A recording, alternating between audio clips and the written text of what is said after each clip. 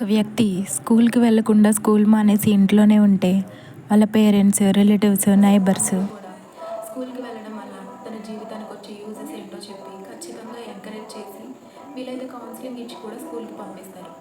కానీ అదే parents, relatives, neighbours ఒక పిల్లాడు బైబిల్ చదవకపోతే, బైబిల్ చదివితే నీ లైఫ్‌లో ఇంత మంచి జరిగిద్ది అని చెప్పరు. కారణం ఏంటంటే, వాళ్ళకే తెలీదు బైబిల్‌లో ఉన్నటువంటి ఆ వాక్యాలకి అర్థం ఏంటి అని. లేదు అంటే బైబిల్ చదివితే వాళ్ళ లైఫ్ ఎంత హ్యాపీగా ఉంటుంది అని. ఇలాంటి వారి కోసమే కదా బైబిల్లో రాయబడి ఉంది. లేదే మీరు హృదయపూర్వకంగా చెడుతనం జరిగించుచున్నారు అని. చెడుతనము అంటే ఏంటి అంటే మంచి కానిదే చెడు. మంచి అన్న విషయం మనకి ఎలా తెలుస్తుంది అంటే ఆదికాండం 1వ అధ్యాయంలో రాయబడింది. దేవుడు ప్రతి ఒక్క దాన్ని చేసి ఇది మంచిది అని చెప్పారు. అంటే మంచి చెడులను నిర్ణయించే అధికారం దేవుడికి ఉంది. ఇది మంచి ఇది చెడు అని ఆయన నిర్ణయిస్తారు. దేవుడే స్వయంగా బైబిల్లో చెప్పారు.